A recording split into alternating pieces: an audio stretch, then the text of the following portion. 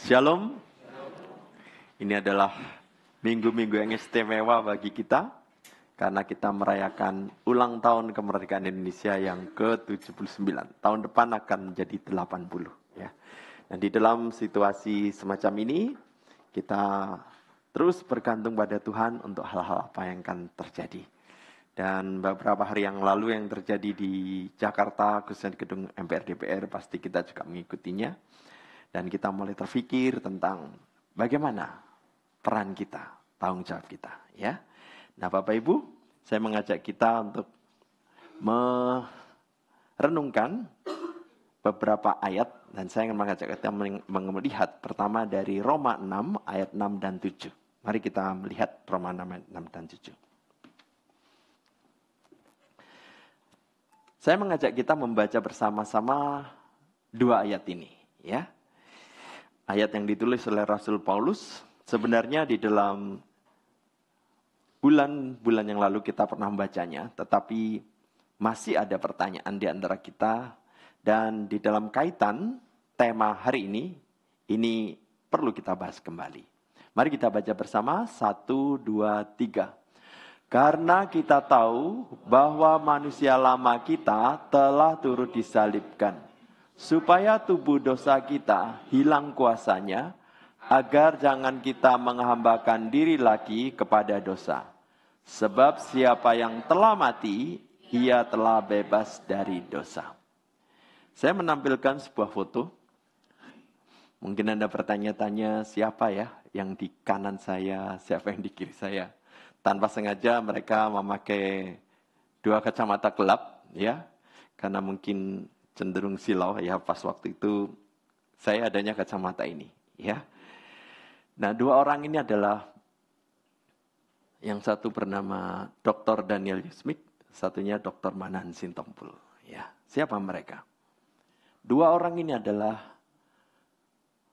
para hakim Mahkamah Konstitusi. Jadi rupanya di dalam jabatan mereka sebagai hakim konstitusi muncul semacam kegelisahan, semacam pemikiran. Sepertinya ada yang kurang di dalam cara berpikir, di dalam kecenderungan, di dalam sikap yang mereka ambil selama ini.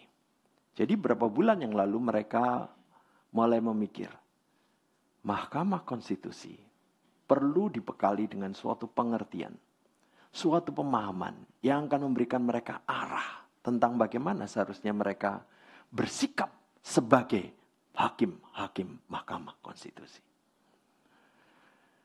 Lalu mereka mulai berpikir, jadi apa yang kita lakukan? Mereka mulai pikir, kita perlu mengundang orang untuk membicarakan hal-hal yang penting yang akan memandu cara kita berpikir. Lalu mereka berapat, berdiskusi, lalu mereka mengakses internet. Di manakah lembaga pelayanan yang bisa kami hubungi? Nah, ini cerita ini setelah saya ketemu mereka.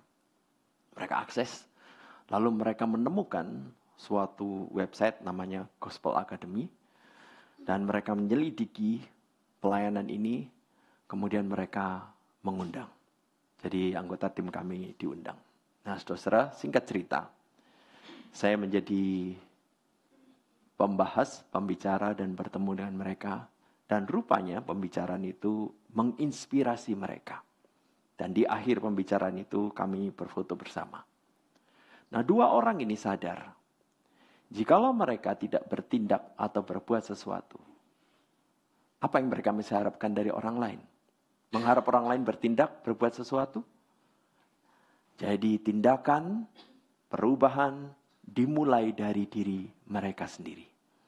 Nah, setelah mereka mendapat inspirasi, perlu berbulan-bulan sehingga kemudian apa yang kita dengar hari ini sebagai suatu keputusan yang akan mempengaruhi Indonesia. Nah, saudara, inilah yang menjadi pemikiran kita.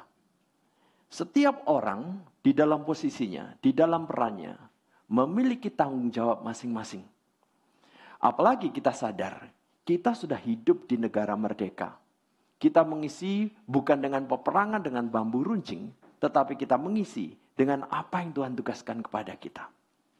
Sehingga di dalam pengertian semacam itu, mengerti tentang tanggung jawab kita di dalam era kemerdekaan.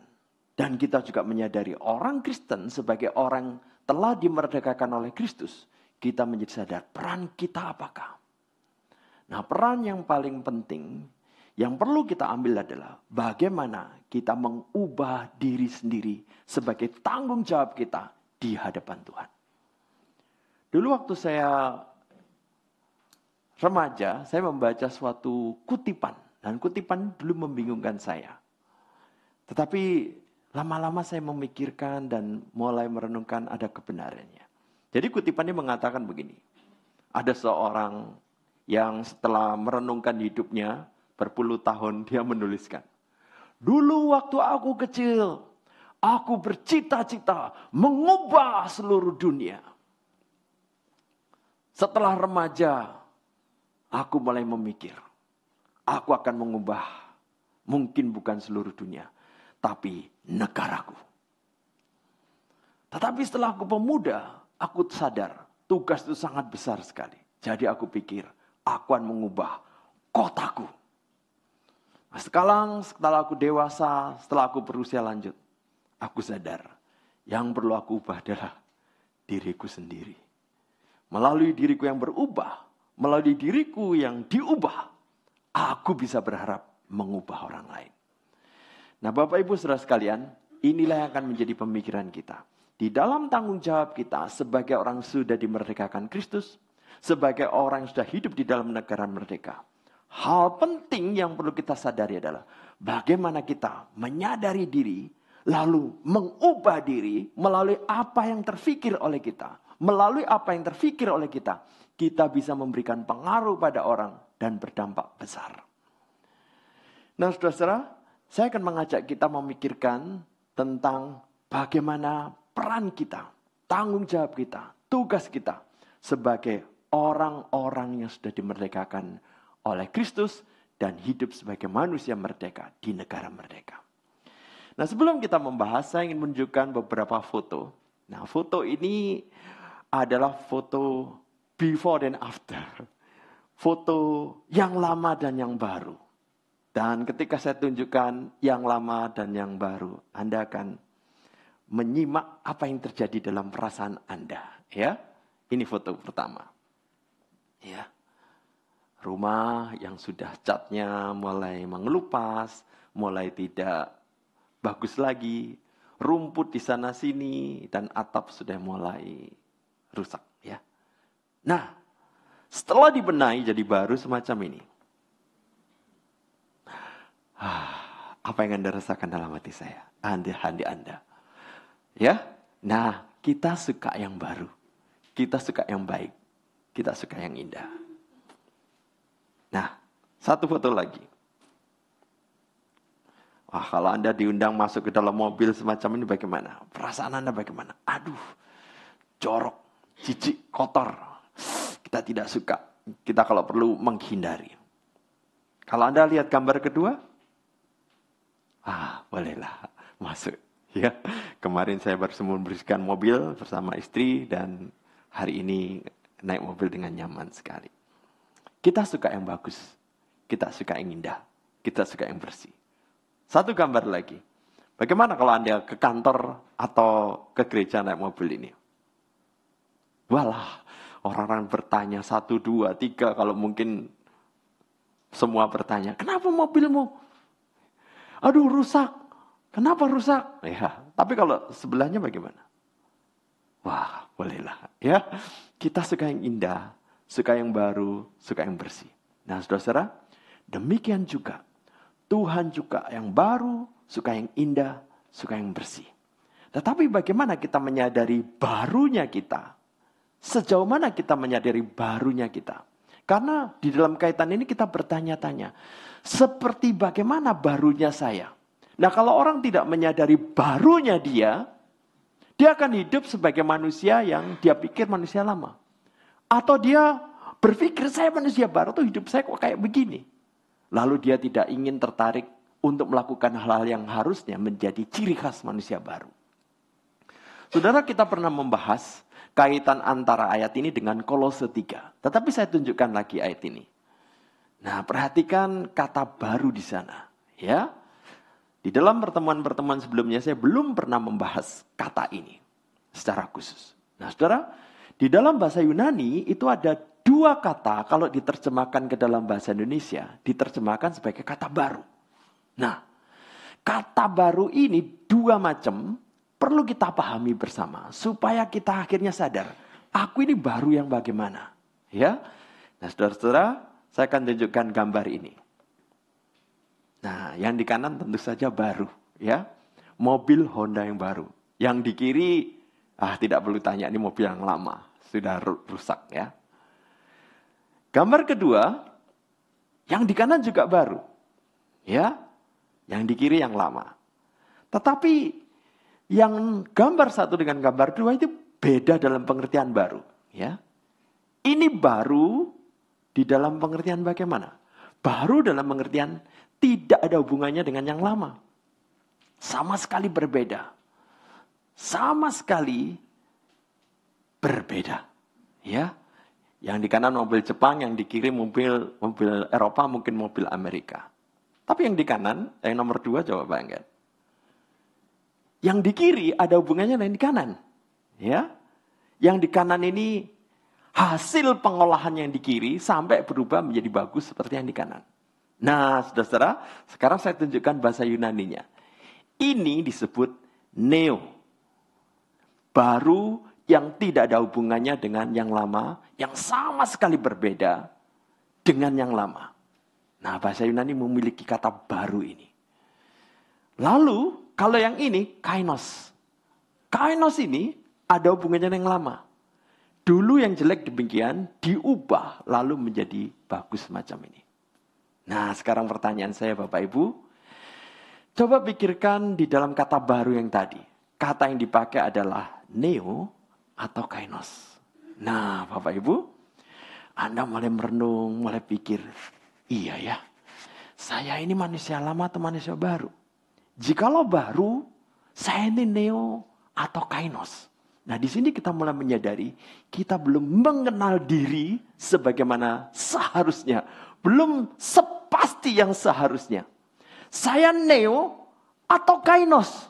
Nah, saudara-saudara, jikalau ini belum kita sadari, belum kita mantepin, maka kita bisa membayangkan hidup macam apa yang kita akan jalani.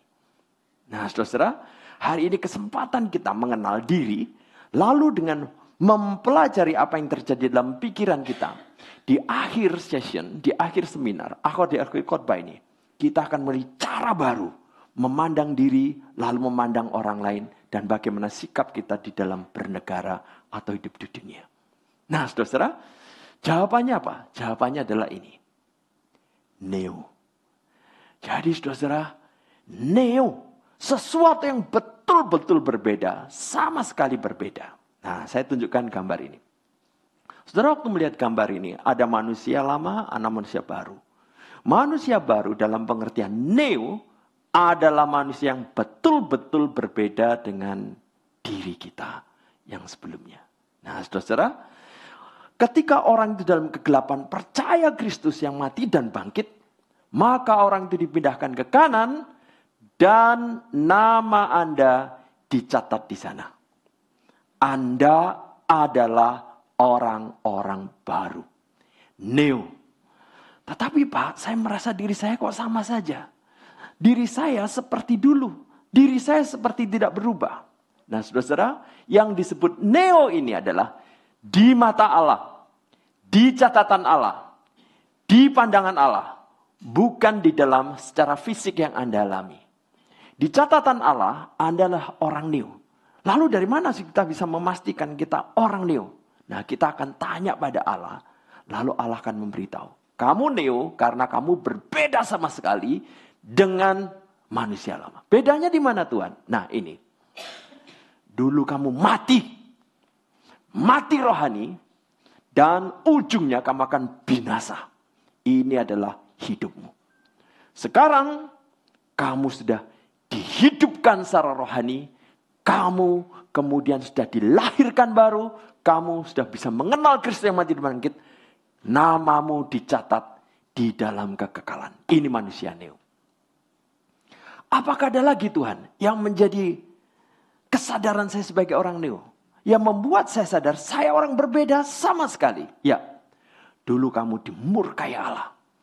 Mendapat ancaman dengan murka Allah yang akan pasti menghanguskan, menghancurkan dirimu.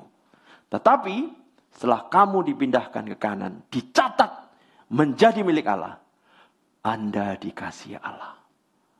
Kasih yang bagaimana Tuhan? Dulu murka yang sangat mengerikan. Sekarang Anda mendapatkan kasih yang kekal. Kasih yang tidak berubah. Kasih yang tidak terbatas. Ini membedakanmu dengan dirimu yang lama. Kita mulai sadar, wah sebagai neo kita begitu istimewa. Apakah ada lagi Tuhan? Ada. Dulu kamu adalah musuh Allah, seteru Allah, lawan Allah. Lawanmu adalah Allah yang Maha Kuasa yang akan menantang kamu di dalam segala keberadaanmu yang membuat Allah jengkel. Sekarang Anda adalah anak Allah. Nah saudara, status keberadaan semacam ini tidak bisa kita lihat secara fisik. Tapi di catatan Allah, di kekekalan, itulah yang terjadi. Nah saudara, jikalau kita belum sungguh-sungguh menyadari hal ini, kita menjadi orang yang, ya kayaknya aku sama saja. Ya sudahlah, saya ikut-ikutan dengan orang lain yang juga tidak mengenal Kristus. Atau yang juga mungkin mengenal Kristus sekedarnya. Aku tidak berbeda. Nah saudara, begitu kita percaya Kristus yang mati dan bangkit, kita betul-betul berbeda. Neo. Tuhan apakah ada lagi? Ada. Kita terhukum, sekarang sudah dibebaskan, dimerdekakan. Ada lagi Tuhan? Ada. Dulu Anda tersesat, terhilang, sekarang sudah menemukan Allah yang sejati. Dulu Anda adalah budak setan, semata-mata memilih apapun yang dikatakan oleh setan, dikendalikan dengan sistem dosa dan tidak mampu menolak, tidak mampu memilih yang lain. Anda semata-mata hanya dan hanya melakukan dosa semata karena Anda di dalam kegelapan. Sekarang Anda orang neo. Ketika Anda sadar Anda milik Allah, Anda mulai memiliki kemampuan untuk menyadari, oh itu buruk. Ada alternatif untuk aku memilih yang baik, yang indah, yang baik dari Tuhan. Sekarang Anda dimampukan untuk melihat alternatif memilih Allah. Nah saudara-saudara, tetapi ayat tadi ternyata tidak berhenti di kata sudah mengenakan manusia baru. Anda sudah tahu ayat ini, tetapi hari ini kita lihat kembali. Perhatikan ini. Di sini disebutkan diperbarui. Nah, kata baru di sini sekali lagi mengajak Anda untuk memikirkan. Di sini kata yang dipakai adalah kata apa? Neo atau kainos. Wah, ini mengagetkan kita, saudara-saudara. Jadi di dalam satu ayat ada dua kata baru.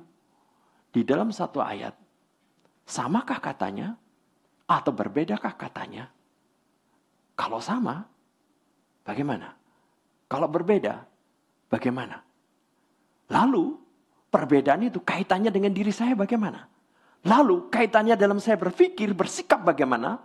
Lalu, dampaknya bagi saya di dalam masyarakat bagaimana? Ini mempengaruhi. Nah, saudara, orang-orang di hakim konstitusi, ketika mendengar firman Tuhan, disadarkan. Mereka tahu, kami harus bersikap bagaimana. Pikiran setelah diubah, itu bisa mempengaruhi cara kita berkeputusan, cara kita memperlakukan diri, cara kita memperlakukan orang lain. Nah, saudara, kata yang dipakai di sini adalah kainos. Wah, ini hal yang betul kita pelajari. Pak, di satu sisi saya neo, di satu sisi saya kainos. Bagaimana ini mengertinya, Pak? Nah, saudara, saya tadi menyebutkan, kita neo di mata Tuhan, kita neo di catatan Tuhan, tapi di sini disebutkan kita kainos. Jadi bagaimana? Coba Anda bercermati gambar ini, saudara. Ya. Nah, saudara, manusia lama kita adalah Anda dan saya sebagai orang Indonesia. Lalu setelah kita dihidupkan percaya Kristus yang mati dan bangkit, kita dicatat oleh Allah di dalam buku catatan kehidupan sebagai betul-betul orang yang berbeda, anak Allah, milik Allah, dikasih Allah. Tetapi kita sendiri masih warga negara Indonesia, masih tinggal di Jakarta, masih di rumah yang sama, masih di planet bumi yang sama. Nah, saudara-saudara, bagaimana kita mengerti ini? Di catatan Allah, Anda adalah neo, orang manusia baru. Tetapi diri Anda sendiri masih seburuk semula, sehina semula, sejelek semula, sekotor semula, senista semula. Anda adalah kainos. Maksudnya, meskipun Anda masih buruk, masih hina, masih kotor, masih jelek, masih nista, Anda sudah mengalami proses pembaruan untuk akan kelak sepenuhnya menjadi orang yang baru, tetapi masih dikenali dengan diri Anda yang lama. Jadi saudara, sekarang Anda mulai mengerti ketika disebutkan Anda adalah ciptaan baru. Itu Anda adalah seorang yang sudah berstatus kainos, yang sudah mengalami proses pembaruan karena Anda sudah dicatat di sana sebagai orang neo. Nah, saudara-saudara, Anda orang kainos yang sudah mengalami proses pembaruan, pembaruannya ada yang lambat, ada yang cepat.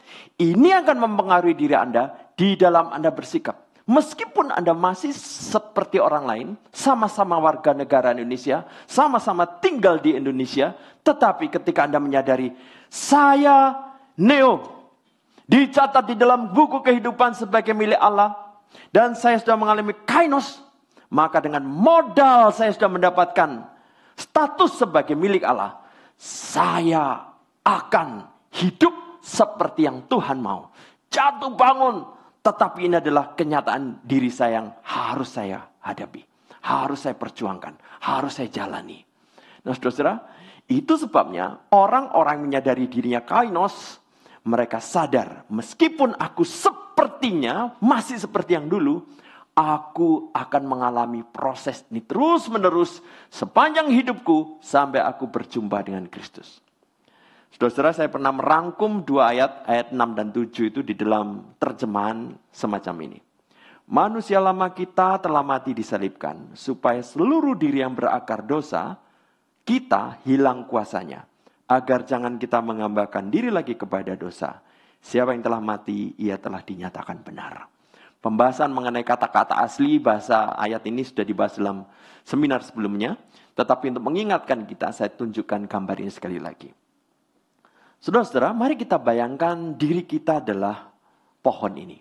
Dulunya bibit yang unggul, yang bagus, tetapi sayangnya ditanam di tanah yang beracun. Waktu ditanam yang beracun, tumbuh 1 cm, 2 cm, 10 cm, 20 cm, 30 cm, 50 cm. Terus tumbuh, tetapi karena ditanam pada tanah yang beracun, batangnya beracun, dahannya beracun, rantingnya beracun, daunnya beracun. Ini menggambarkan hidup kita. Setiap orang di antara kita lahir di luar Taman Eden, maka kita cepat atau lambat akan membentuk suatu habitual sin. Hidup berkebiasaan berdosa. Waktu kita diselamatkan Tuhan, yang terjadi bagaimana? Tuhan memotong ini dan kemudian memindahkan kita ke kanan. Inilah status kita sebagai manusia baru. Tetapi saudara, kalau kita hanya dipotong dan dipindahkan, kita akan menjadi seorang tak berdaya. Tetapi puji Tuhan, Tuhan memberikan akar yang baru. Dan akar yang baru ini adalah Kristus. Sehingga saudara, kita sekarang berakar pada Kristus, mendapat nutrisi firman, dikuatkan Roh Kudus, kita menghadapi dampak manusia lama dalam hidup kita. Batang yang beracun, ranting beracun, daun beracun. Inilah perjuangan kita seumur hidup. Nah saudara, kesadaran ini, tekad semacam ini, niat semacam ini, tidak ada di dalam diri manusia lama. Tekad semacam ini ada pada manusia baru. Oh Tuhan, saya neo. Saya sekarang mengalami kainos Tuhan. Proses terus menerus. Tuhan dengan kesadaran anugerah-Mu yang besar, kebaikan-Mu yang besar, kesetiaanmu yang besar, aku akan menghadapi segala dampak manusia lama. Nah saudara, akar Kristus ini di dalam kitab Kolose tegaskan semacam ini. Kamu telah menerima Kristus Yesus Tuhan kita. Kamu berakar di dalam Dia dan dibangun di atas Dia. Jadi saudara, kita sekarang berakar pada Kristus, dibangun di atas Kristus untuk kita hidup mengalami perubahan. Nah saudara tadi perhatikan di dalam gambar yang orang masih dalam dunia. Di sana dicatat neo, yang satu bukan neo. Nah saudara, orang yang di dalam dunia semuanya karena mereka kodratnya dicipta untuk berrelasi dengan Tuhan. Maka setiap orang di dunia entah kenal Tuhan atau tidak, mereka ingin kembali pada Tuhan. Lalu mereka berusaha, tapi sayang tidak kenal Tuhan. Lalu mereka membentuk agama, membentuk filsafat dan kepercayaan supaya mereka ada sesuatu yang disembah. Nah saudara, usaha-usaha semacam ini menjadikan mereka merasa, oh aku sudah menyembah, aku sudah melakukan.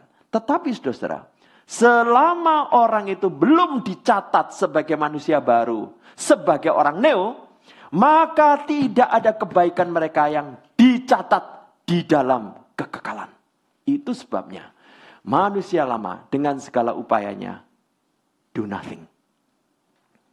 Saudara, dalam beberapa hari ini saya menerima email dari sejumlah pemuda. Pak, saya ingin ikut dalam kuliah Bapak, Christian Worldview. Nah saudara-saudara, kalaupun mereka ikut, lalu UPH belum mendaftar nama mereka sebagai mahasiswa kelas saya, apa yang terjadi? Mereka ikut, dengarkan, mereka catat, mereka ikut tes, katakanlah tesnya tertulis di situ misalnya. Tidak ada satupun yang mereka lakukan akan masuk penilaian saya. Karena mereka belum mahasiswa yang tercatat di daftar. Nah saudara, ini yang terjadi dengan manusia-manusia lama yang belum mengenal Kristus. Mereka belum dicatat sebagai neo. Meskipun mereka melakukan kebaikan begitu rupa. Melakukan hal-hal yang indah begitu rupa. Di dalam persepsi kita dalam masyarakat. Tidak satu pun yang dicatat sebagai sesuatu yang patut diingat di dalam kekekalan. Karena mereka belum neo. Maka di dalam Alkitab disebutkan sia-sia. Atau dalam istilah yang lain supaya betul-betul sadar sia-sia. Itu semua gombal yang tidak ada gunanya. Jadi saudara, ketika diingatkan hal itu.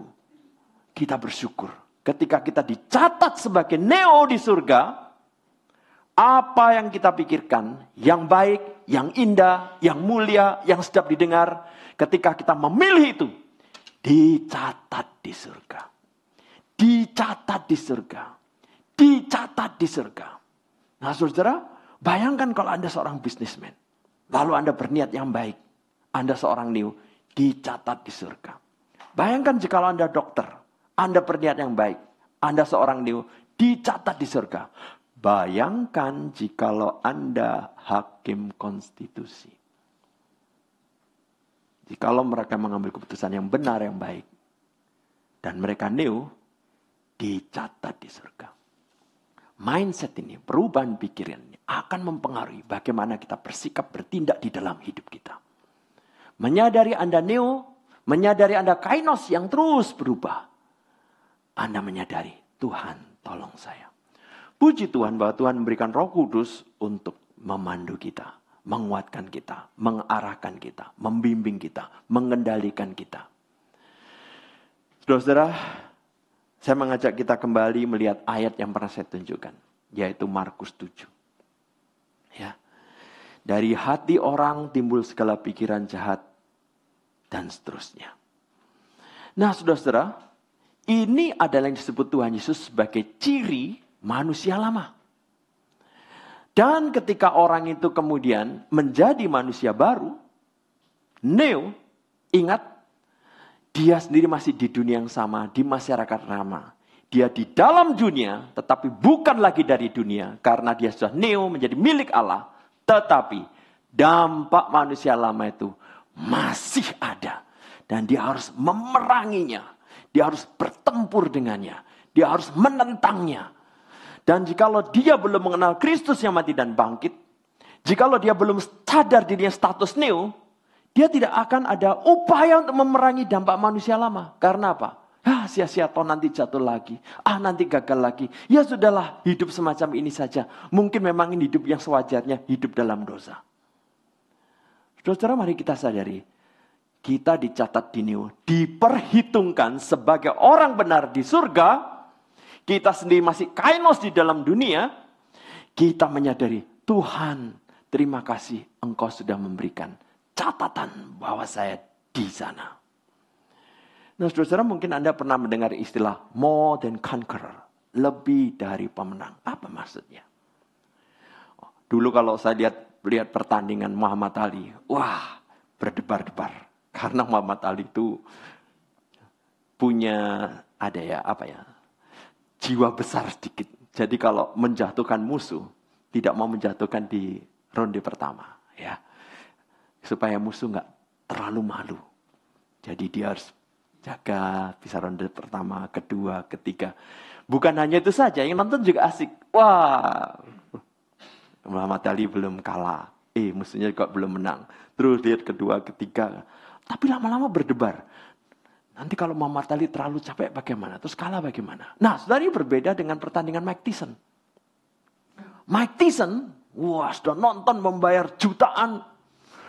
Baru 32 detik, musuhnya kalah. Bubar. Ya. Aduh, kita sudah nonton. Ya, banyak orang kemudian menghindar dari pekerjaan, bolos. Wah, nonton, seru. 32 detik. Ya, habis deh. Mungkin pertandingan berikutnya. Wah, seru. Dikabarkan. Ini pertandingan seru tuh. 20 detik. Ya. Tetapi saudara, meskipun Mike Tyson banyak menang, apakah kita bisa memastikan, Mike Tyson kali ini menang? Tidak. Meskipun dia kuat, lehernya seperti beton, orang masih bertanya-tanya, dia menang atau kalah nanti? Benar saudara, orang terlanjur optimis, ada juga taruhan saudara. Kali ini kalah. Artinya saudara, sekuat-kuatnya orang, sehebat-hebatnya orang, masih ada kemungkinan dia menang atau kalah. Nah saudara, kenapa kita disebut lebih dari pemenang? Kita sebagai kainos, akan menang atau kalah? Pasti menang. Tidak perlu diragukan. Setelah Anda percaya Kristus yang mati dan bangkit, Anda dijamin pasti menang. Kenapa? Karena nama Anda sudah dicatat di kekekalan sebagai neo. More than conqueror artinya kita tidak perlu ragukan. Silahkan berjuang, silahkan berperang, silahkan menantang dampak manusia lama, dan pastikan Anda akan menang. Anda tidak perlu ragu, Anda pasti menang. Tidak mungkin kalah, karena sudah dicatat di sana. Puji Tuhan. Nah, saudara-saudara, Anda adalah lebih dari pemenang. Maka jangan ragu-ragu. Hadapi dampak manusia lama. Perangi manusia lama. Kecenderungan untuk hal-hal yang memalukan. Perangi, saudara-saudara. Anda sudah dapat catatan di sana. Nah, mindset ini akan memberikan kekuatan pada Anda memerangi segala kecenderungan untuk kompromi, untuk ngalah, untuk pasrah, untuk hal-hal yang nista, yang Anda pikir, sudahlah saya mau jatuh di sana. Tidak, saudara-saudara. Nah, jikalau pikiran ini dimengerti oleh hakim konstitusi, apa yang ada terjadi? Nah, saudara-saudara, pikiran yang mempengaruhi diri kita, itu bisa berdampak besar. Saya tidak perlu memberikan dampak pada negara. Cukup pada orang tertentu saja. Tapi orang tertentu dalam perannya, mereka bisa berdampak besar. Nah, jikalau kita menyadari mindset saya sebagai orang neo, saya sudah berikan kepastian untuk kemenangan. Tuhan, berikan saya kekuatan. Di dalam peran saya ini Tuhan, saya akan berusaha untuk melakukan yang benar, yang indah, yang baik, yang suci, yang sedap didengar. Saudara mendapat penyertaan Tuhan. Saudara, saya telah pernah menyebutkan dari kitab Roma semacam ini. Hawa nafsu memerlukan, persetubuhan tidak wajar, dan seterusnya. Ini adalah dampak manusia lama yang bisa terjadi. Kemarin malam saya mendapat WA dari seorang, Pak, saya ingin bertemu Bapak. Dan dia orang Kristen, tetapi mengalami kecenderungan seksualitas yang memalukan. Dan ternyata dia mengalami suatu abuse pada waktu dia kecil oleh seseorang di keluarganya. Dan abuse itu membuat dia kemudian entah bagaimana, dia malah ingin melakukan juga. Wah, setelah menjadi habit, susah sekali. Jadi saudara, dia percaya Kristus, ya. Dia dicatat di Neo, ya. Dia menikmati kegagalan itu, tidak. Saya sadar saya orang kainos, saya harus memerangi ini. Saya harus menyelesaikan, saya harus bertemu dengan seorang yang memberikan saya pengertian bagaimana menghadapi ini. Ini perjuangan kita bersama, saudara. Hadapi dampak manusia lama dalam hidup kita. Ketika kita mulai mengubah diri kita, kita akan berdampak pada keluarga kita, pada orang di kompleks kita, dan di dalam peran kita, pada orang-orang yang harus mengikuti ketentuan, keputusan, kebijakan kita. Anda akan berdampak luar biasa. Saudara, di antara beberapa hal ini yang tercantum sini, hawa nafsu memalukan, persetujuan tak wajar, tidak mengakui Allah, pikiran terkutuk, melakukan tidak pantas, kelaliman, kejahatan, keserakahan. Jikalau kita tidak sadar saya manusia neo, ikutlah serakah. Ikutlah hal-hal yang busuk, tipu muslihat dan sebagainya. Saya kerap kali meringkas di dalam semacam ini, saudara. Materi, posisi, birahi, sensasi. 3 yang paling sering adalah materi, posisi. 2 yang paling umum, materi, posisi. Jikalau kita tidak sadar, ini adalah cara si jahat untuk menggodai dampak manusia lama, dan kita juga tidak sadar kita manusia neo, apa yang terjadi? Hidup kita pasrah menyerah pada kebiasaan-kebiasaan manusia lama di sekitar kita. Dan tidak ada tekad untuk mengubah, tidak ada tekad untuk berubah, dan kita tidak berdampak sama sekali. Sepertinya kita bukan orang-orang neo semua. Tetapi kalau kita sadar ini, Tuhan, saya sudah dicatat di Neo Tuhan. Saya manusia baru Tuhan. Tolong Tuhan. Sebagai orang yang sudah kainos. Saya memerangi dampak manusia lama ini Tuhan. Tolong saya. Tolong saya mengambil keputusan kebijakan sesuai maksud-Mu Tuhan.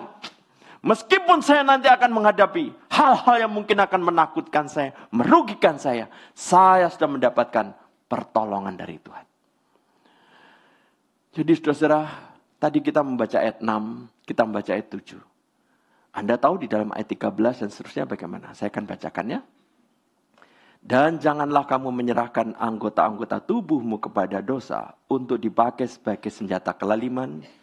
Tetapi serahkanlah dirimu kepada Allah sebagai orang-orang yang dahulu mati tetapi yang sekarang hidup. Dan serahkanlah anggota-anggota tubuhmu kepada Allah untuk menjadi senjata-senjata kebenaran.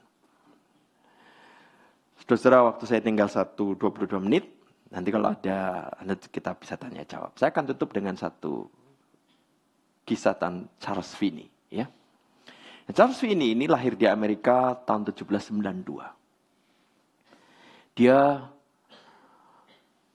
belajar dan kemudian pintar di bidang hukum. Lalu dia menjadi seorang pengacara dengan gaji yang besar. Ya.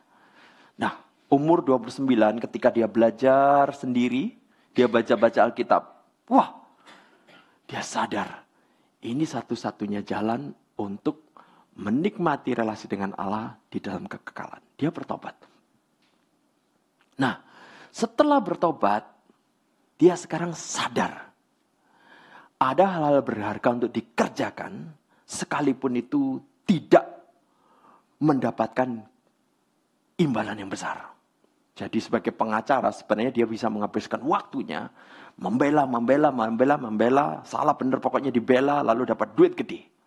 Tapi setelah dia sadar ini, dia tahu ada hal-hal yang tidak perlu dibela dan kalaupun ada yang dibela, dia juga tahu ada hal yang penting untuk dikerjakan selain sebagai apa yang harus dikerjakan sebagai pengacara. Nah, saudara, sistem nilai itu mempengaruhi pikiran dia. Lalu dia terus belajar Alkitab. Nah, suatu ketika ada seorang menemui dia. Vini, saya punya masalah begini. Dan saya perlu seorang pengacara yang hebat. Dan setelah saya pikir-pikir, kamulah orang yang tepat untuk saya minta. Silakan bela kasus saya. Nah, saudara, dengan imbalan yang besar, imbalan yang hebat, siapa yang tidak tergoda? Materi yang besar. Tapi Vini sudah dipengaruhi firman Tuhan. Ada hal yang berharga yang juga bisa dikerjakan. Dan di hari pas dia harus bersidang atau di hari yang direncanakan untuk proses itu, dia di dalam waktu yang sama, di dalam durasi waktu yang sama, dia sedang ada urusan lain yang penting harus dia dikerjakan. Meskipun tidak ada imbalan besar. Tidak ada dapat uang besar. Jadi dia timbang-timbang, bagaimana ini? Kalau saya lakukan, saya dapat imbalan gede sebagai pengacara. Kalau ini saya lakukan, tidak dapat apa-apa. Tapi ini, ya sebenarnya bagi masyarakat ini bukan sesuatu yang terlalu penting. Tapi dalam perspektif firman Tuhan, ini layak dikerjakan. Menolong orang lain juga. Dia mulai pikir, bela orang itu bela. Kalau bela yang di sana, nggak dapat duit. Bela di sini dapat duit gede. Tapi ini kasus yang tidak layak dibela. Aduh, bagaimana? Nah, saudara, ketika dia mulai nampak keraguan dan mungkin tidak membela. Seorang tanya, kenapa kamu berniat tidak membela? Dia ceritakan dia ada urusan penting di sana. Dia tanya, dapat duit berapa di sana? Ya, nggak dapat apa-apa sih. Kamu bodoh. Dengan kamu membela kasusku, kamu dapat jutaan dolar. Untuk apa kamu mengerjakan di sana? Nggak dapat apa-apa. Wah, hati Vini juga mulai bimbang. Aduh, dapat dan nggak dapat. Bagaimana?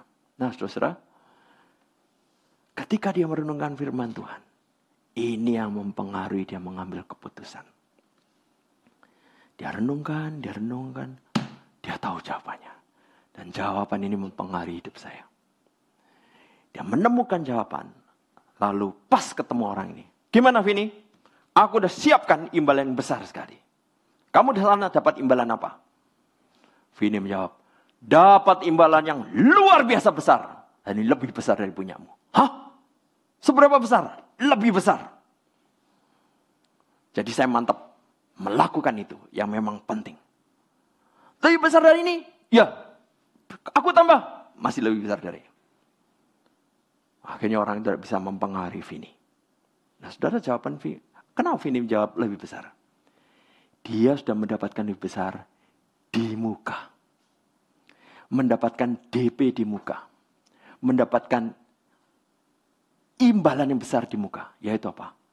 Keselamatan dicatat sebagai orang new di surga. Saudara, ketika dia menyadari status new dia sebagai sesuatu yang begitu pasti di dalam Kristus yang mati dan bangkit, dia sekarang tahu mana yang menjadi prioritas dia, mana yang harus dia utamakan, mana yang penting, mana yang harus dia kerjakan. Itu memberikan kemantapan di dalam dia bersikap. Apa yang dia katakan ini kemudian menjadi catatan sejarah, dicatat dalam buku sejarah gereja, menjadi salah satu tokoh yang mempengaruhi orang dalam berpikir, bersikap, berpendapat. Dan sebelum saya memimpin pertemuan dengan para hakim konstitusi, saya membaca kisah ini beberapa tahun sebelumnya.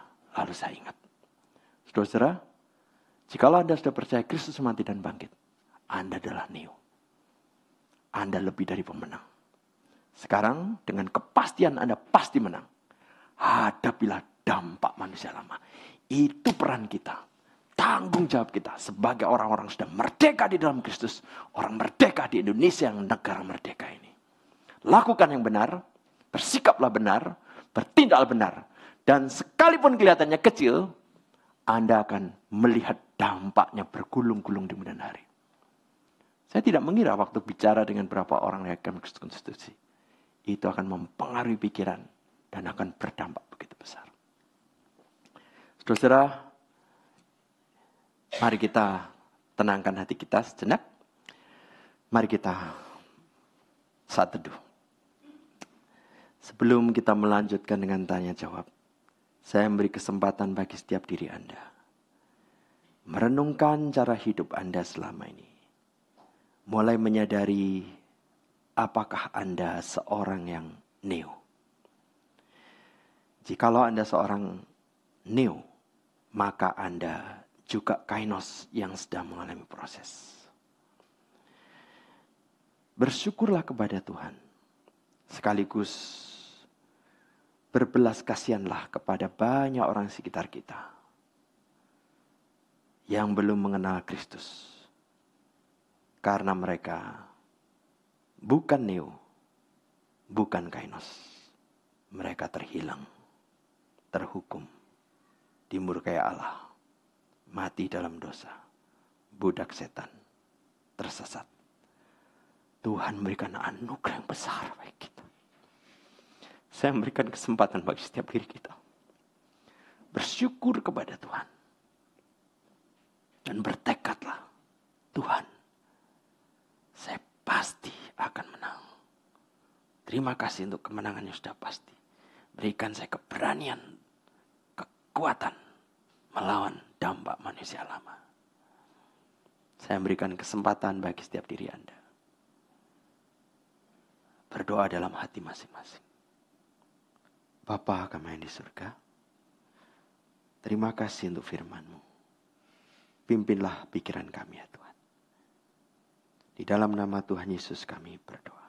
Amin. Baik Bapak Ibu, jikalau ada pertanyaan silakan. Selamat siang Pak Pendeta. Ya. Terima kasih untuk firman Tuhan yang sudah dibagikan, yang bisa mengingatkan kita, menegur kita untuk menyadari bahwa kita adalah manusia baru. Yang menjadi pertanyaan saya ada hubungannya tentang neo, Pak. Iya. Kalau kita mengacu tentang kepada penciptaan Adam dan Hawa, ketika itu Adam dan Hawa diciptakan itu bisa berdosa dan bisa tidak berdosa. Setelah dia jatuh ke dalam dosa, maka dia pada tahap tidak bisa tidak berbuat dosa. Setelah ditebus oleh Kristus, maka dia masuk kepada tahap seperti kembali ke awal, bisa berdosa, bisa tidak berdosa. Nanti tahap terakhir ketika kita masuk kepada kekekalan, baru di sana tidak bisa berbuat dosa. Nah, lalu mengacu kepada perkataan Paulus ketika dia telah bertobat, dia berkata ada kalimat seperti ini. Dengan tubuh jasmani, aku melakukan dosa. Namun dengan tubuh rohani, aku melayani Allah. Kalau bicara mengacu kepada itu, maka apa yang Bapak sampaikan tadi tentang neo, apalagi gambarannya dengan mobil lama yang tidak ada hubungannya dengan mobil baru. Nah, kalau mengacu kepada itu, saya sedikit agak bertanya gitu, agak bingung, atau karena ketika kita ditebus oleh Kristus, kita menyadari bahwa kita adalah manusia baru. Tetap kita mengenakan tubuh lama, Pak, yang punyai potensi untuk berbuat dosa. Ya, namun sebagai manusia baru, saya setuju dengan Kainos bahwa kita harus terus-menerus berubah, diperbaharui. Nah, itu yang menjadi pertanyaan saya. Kenapa Bapak boleh mengatakan bahwa neo di sana kita nggak ada hubungan ya? Artinya malah saya bilang dari mobil lama tidak ada, malah berubah kayak melompat gitu ya. Iya.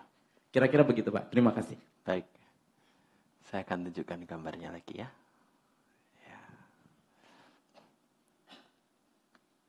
Nah, yang di kanan itu neo sama sekali berbeda dengan yang di kiri. Karena yang di kiri itu mati rohani, yang di kanan hidup rohaninya. Dan segala perbedaan semacam ini. Ini yang menyebabkan kita berkata yang di kanan itu neo. Bukan hanya kata mengatakan, memang di dasarnya disebutkan mengenakan manusia baru dalam kata dasar neo.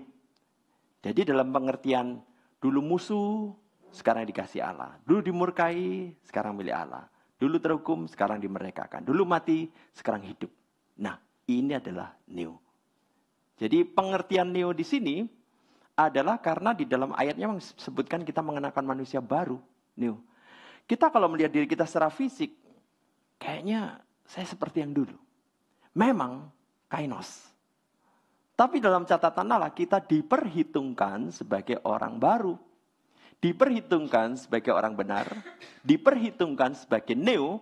Meskipun kita begitu jelek, begitu hina. Nah puji Tuhan bahwa protokolnya semacam ini. Coba seandainya protokolnya tidak semacam ini. Kita hanya dicatat sebagai orang neo kalau kita sudah baik, sudah beres, sudah tidak berdosa. Wah, kita semua tidak ada harapan semua. Karena kita di dalam kegelapan dosa yang hanya bisa berdosa dan tidak bisa untuk tidak berdosa. Mustahil kita bisa menjadi neo dengan upaya kita.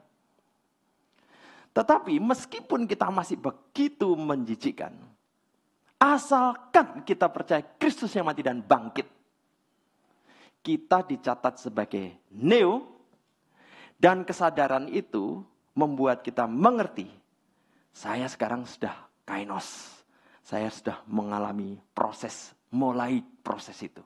Saya sekarang harus menghadapi dampak manusia lama. Demikian pengertiannya.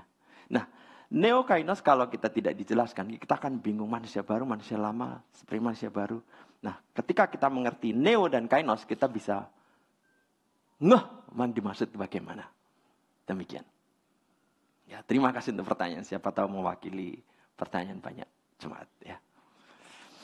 Ada lagi? Ya, silakan. Ya, menyambung kepada Pak Oscar tadi, Pak, apakah itu bisa disamakan dengan mengenai lahir baru, Pak? Ya, jadi Nikodemus ketika di kiri, sekalipun dia seorang pejabat tinggi, orang Farisi yang hebat, dia tidak bisa masuk kanan. Karena dia meskipun busananya bagus, pinter sekali, dia mati rohani. Secara fisik dia jalan, secara fisik dia bisa komunikasi, secara fisik dia punya pengaruh hebat. Tapi di mata Allah dia mati rohani. Nah Tuhan Yesus mengatakan, kamu harus dilahirkan baru. Ketika kamu dihidupkan, baru mengerti apa yang dianugerahkan Tuhan. Itu akan memotivasi dia seumur hidup. Bagaimana menentang, melawan, memusuhi dampak manusia lama dalam hidupnya. Kalau tidak, ya dia akan mati rohani dan mungkin cari posisi, cari jabatan sebagai sesuatu yang paling bernilai dalam hidupnya. Demikian. Jadi neo itu sebenarnya lahir baru ya Pak ya? Ya, sudah lahir baru. Sudah percaya Kristus yang mati dan bangkit. Ya. Terima kasih Pak. Ya. Jadi neo itu kan perubahan status hukum. Benar. Betul ya, di sana ya. Betul ya, status hukum. Karena dia tercatat begitu. Walaupun fisiknya sebelumnya belum berubah. Kondisinya berubah. Iya. Tetapi memang ada, Tuhan Yesus kan katakan, kalau engkau mengasihi aku, maka engkau akan melakukan segala perintahku. Artinya bahwa kalau kita menyadari bahwa anugerah perubahan status hukum itu sudah diberikan pada kita, sebagai gantinya adalah kita harus berjuang untuk mengasihi dia dengan melakukan segala perintahnya. Iya. Prosesnya adalah, ya tadi itu, kainos ya Pak ya? Iya. Perubahan, sehingga terus mengalami penyempurnaan menjadi seperti Bapa. Artinya sinkron seperti ciptaan awal, segambar dan serupa Allah. Ya, jadi sudah catat neo, proses kainos dimulai. Ya, sudah dimulai saat dia menjadi neo. Nah itu yang harus dia sadari. Ini belum bagus nih, tapi sudah dicatat sana. Benar sekali Pak. Itu boleh diterjemahkan sebagai kerjakanlah keselamatanmu dengan takut dan gentar Pak. Benar sekali. Ya tepat sekali. Wah itu lebih clear sekali ya. Demikian. Jadi Bapak Ibu, kerjakan keselamatan Anda. Anda sudah diselamatkan, sekarang silakan berusaha dengan keras bagaimana merealisir suatu kainos yang nanti akan berakhir cemerlang seperti Kristus.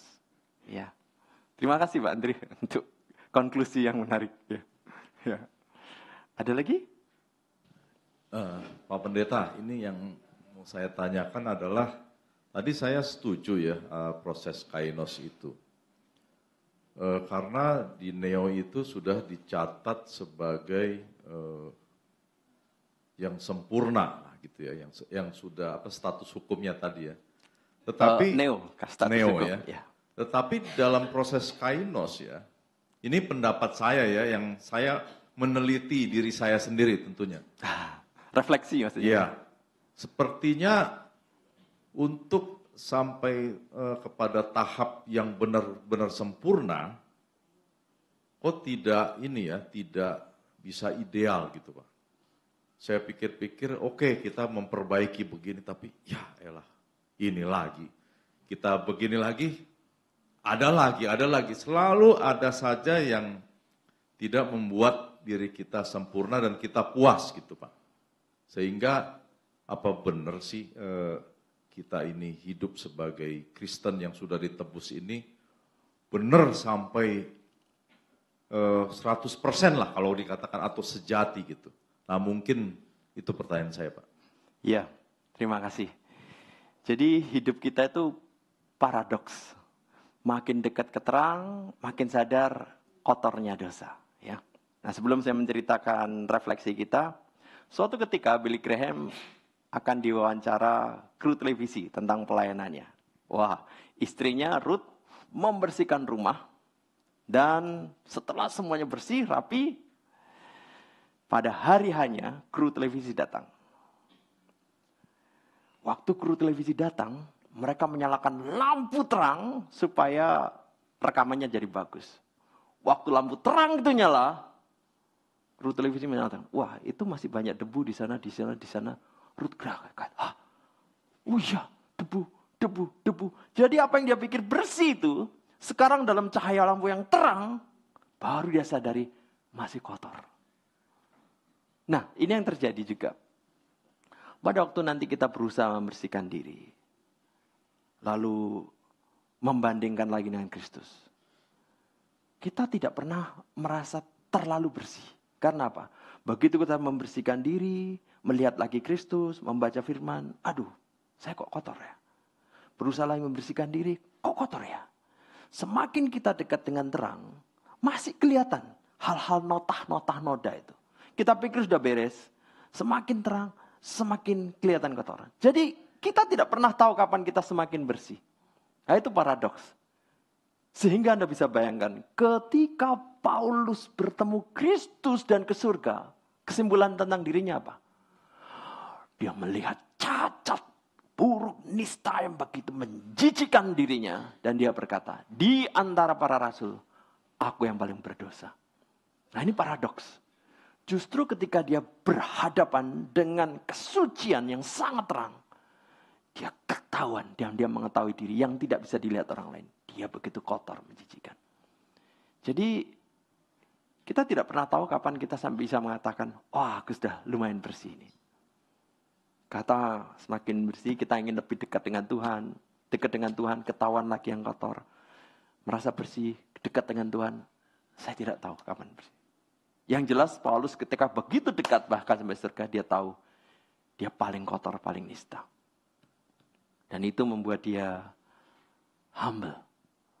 Dia juga pernah berdoa, Tuhan singkirkanlah entah duri apa itu. Tuhan tidak kabulkan, anugerahku cukup. Dan Paulus menuliskan, melalui keadaan semacam itu, dia tidak bisa menyombongkan diri. Begitu. Itu misteri yang kita jalani.